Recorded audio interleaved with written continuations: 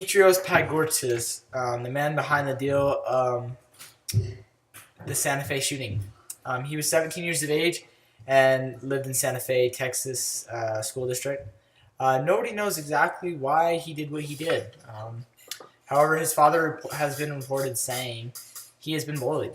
17-year-old Dimitrios played for the JV football team and was part of a dance club for his church. Quiet kid by the standards of his fellow students. A fellow student named Idian Gomez said he didn't like interacting with other students. Also, some students said they noticed Dimitrios would always wear a trench coat to school, regardless of the weather. Super hot, super cold, he's always wearing a trench coat. A study done on his mind showed that he had not shown any previous signs of mental illness. He didn't show any signs of depression or anything. However, he did keep a journal, and when they looked into it, in this journal, he said that it hinted that he wanted to commit suicide. Him and his friend were also very into video games, violent video games, which may have played a role in his effect on his actions. The shooting event unfolded on a Friday morning when the young man with a shotgun and a 38 caliber pistol entered the Santa Fe High School. He had his long trench coat on, which was hiding his two weapons. He was spotted by a student who sounded the fire alarm. However, it was too late. Dimitrios had already made it to his destination, which was the first period art class. He opened fire on the class and killed 9 students and 1 teacher. He also injured 13 others.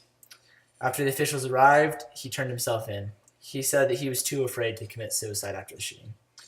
After the officials did some poking around, they found some makeshift explosive devices, none which were active or working. However, the officials made sure that community members were on the lookout for suspicious packages or things like that. I don't think that this event will stay in the history books. I believe that the Vegas shooting, which was the biggest shooting to date, mass shooting, which killed 50 plus people. It's going to be staying in the history books for being the most deadly shooting, unless a more deadly shooting occurs, which I hope it doesn't. But this shooting will stay in the history books. It won't stay in the history books because of the small number of people killed. So it's not going to stay in there because it's just not as significant as it needs to be. But I think that this event, all the other shootings, the Vegas shooting, those are going to stay with us. Maybe not in the history books, but they'll stay with us in our minds and our hearts, because we'll remember what it felt for the rallies, for the people that were able to send prayers for those people who were killed and their families. So it will stay with us, but I don't think it will stay with the history books, because we will remember the effect that it had on our community and our souls.